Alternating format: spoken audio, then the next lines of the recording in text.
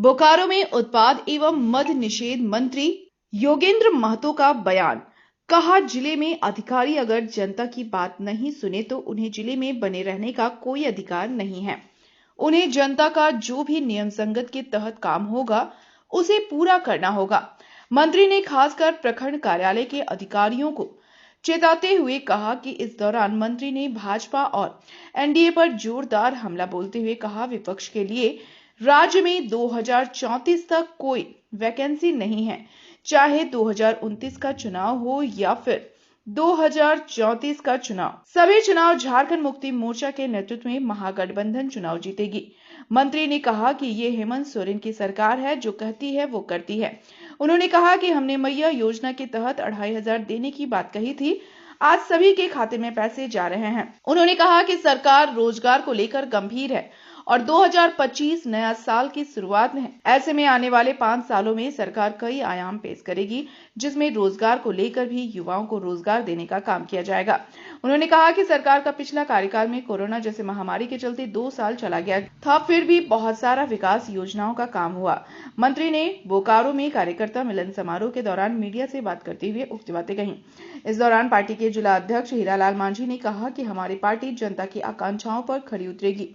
उन्होंने हम गांव और खेत खलिहान से जुड़े हुए लोग हैं और पार्टी भी जल जंगल जमीन को बचाने की बात कहती है।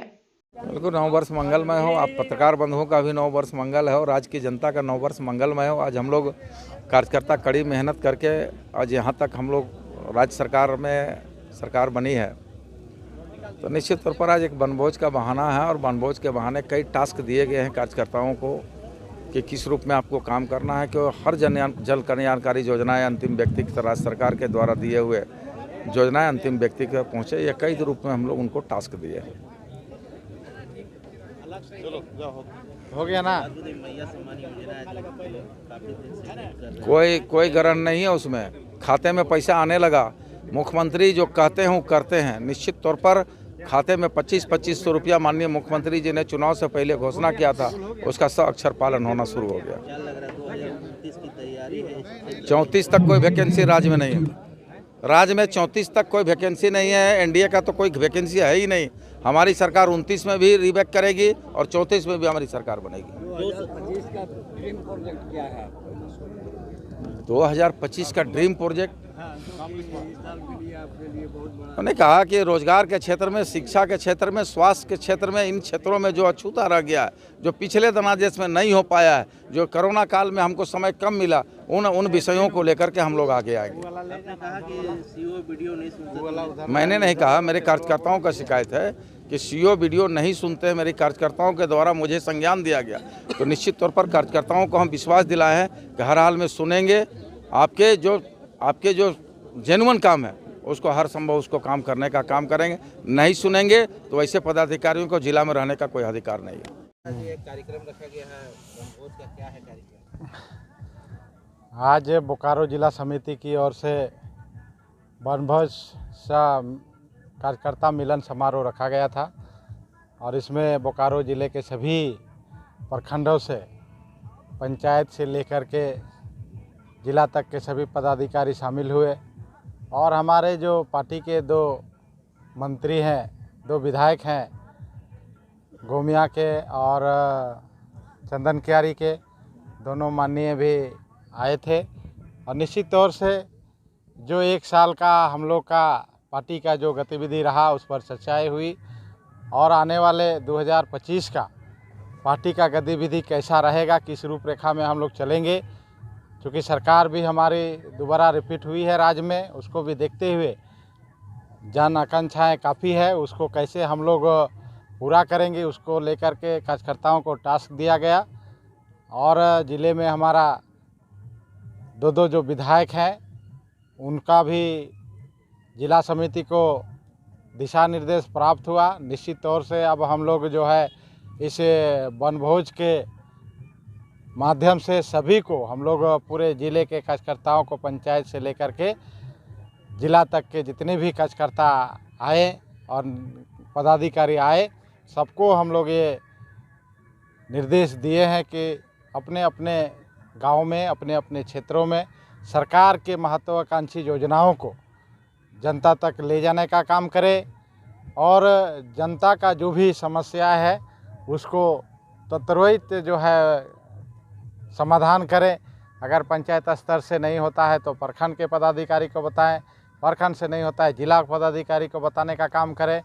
अगर जिला से नहीं होगा तो हमारे ज़िले में माननीय मंत्री जोगेंद्र जी हैं, उन्होंने कहा है कि निश्चित तौर से इस बार अब पदाधिकारियों को जो है नज़रअंदाज जनता का काम को नहीं करना है। अगर जो पदाधिकारी काम नहीं करेंगे उसका इस जिला में कोई काम नहीं है। सुदूर क्षेत्र में इस तरह का कार्यक्रम करने का क्या है? जी बिल्कुल, देखिए हम लोग सुदूर क्षेत्र में ही नहीं, हम लोग सभी, चूँकि झारखंड मुक्ति मोर्चा गांव से ही चला है और आज गांव से लेकर शहर तक सभी जगह पार्टी का एक अपना जनाधार बढ़ा है और निश्चित तौर से हमारे गांव में तो हमारे ही लोग बसते हैं और हमारा गांव में सांस्कृतिक और प्राकृतिक का जो मिलन होता है, इसको लेकर के हम लोग हमेशा से झारखंड मुक्ति मोर्चा जल जंगल ज़मीन का आंदोलन और हमेशा इसका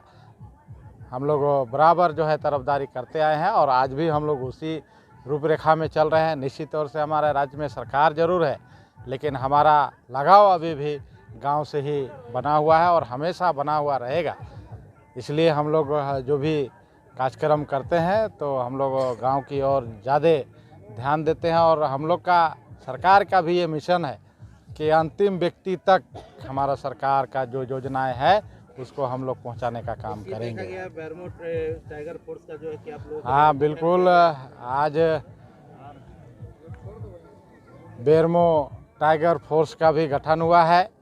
निश्चित तौर से उसका हम लोग जितने भी पदाधिकारी हैं उनको मैं अपनी ओर से उनको बधाई देता हूं, शुभकामनाएं देता हूं और जो गठन हुआ है उसमें हमारे जिला के पदाधिकारी संगठन सचिव भाई मदन महतो जी अध्यक्ष हैं और रविंदर हंसदा जी सचिव हैं और अन्य पदाधिकारी हैं। इससे क्या होगा कि एक युवा शक्ति को बेरमो टाइगर फोर्स जो है उसको जोड़ने का काम करेगा और बेरोजगार साथियों को रोजगार दिलाने का काम करेगा। उसमें झारखंड मुक्ति मोर्चा और ख़ास करके मैं जिला अध्यक्ष होने के नाते उसका संरक्षक भी हूं। मैं उनको हर तरीक़ा से मदद करूंगा। जहां भी बेरोजगारी है उसको हम लोग कैसे दूर करेंगे, ये टाइगर फोर्स के माध्यम से हम लोग हर जितने भी कंपनियां हैं, आप जानते हैं कि हमारा सरकार का उद्देश्य है कि झारखंड में 75% स्थानीय लोगों को नौकरी देना है, रोजगार देना है, लेकिन ये प्राइवेट के कंपनी जो है इसको पहल नहीं करती है। इसको सरकार के कानून को भी अभी मानने को तैयार नहीं है। इसलिए अब टाइगर फोर्स उसको मनाने का काम करेगा। इसीलिए हम लोगों ने बेरमो टाइगर फोर्स का निर्माण किया है ताकि जितने भी बेरमो विधानसभा क्षेत्र में जो भी ECL, CCL, BCCL और जो DBC कंपनियां हैं उन सारे लोगों को हम लोग अल्टीमेटम देंगे। अब कोताही करने से काम नहीं चलेगा, क्योंकि सरकार का भी ये निर्देश है, सख्त निर्देश है कि यहाँ के स्थानीय को आपको 75% नियोजन देना होगा और वैसा प्राइवेट संस्था या कंपनी जिनका अंडर में 10 व्यक्ति या 40,000 रुपये तक का जो वेतन देते हैं उसको हर हाल में स्थानीय लोगों को रखना है। अगर नहीं रखता है तो उसके लिए हमारा टाइगर फोर्स काम करेगा। क्या लग रहा है 2029 में जरीडी विधानसभा से हीरालाल मांझी जी किस्मत? देखिए, जरीडी ही नहीं, हीरालाल मांझी तो बोकारो का सभी विधानसभा से कहीं से भी उनका पार्टी अगर लड़ा देती है तो कहीं किसी तरह का कोई दुराय नहीं होगा। लेकिन मेरा कार्य क्षेत्र बेरमो रहा है। पार्टी का जो आदेश होगा उसको हम पालन करेंगे। निश्चित तौर से हम 2014 में लड़े थे, उसके बाद पार्टी का निर्देश हुआ कि हम लोग अलायंस में चुनाव लड़े और अलायंस का गठबंधन का हम लोग धर्म पालन करते आए हैं और जिस दिन पार्टी हमको उतार देगी उस दिन मैं विधायक रहूँगा।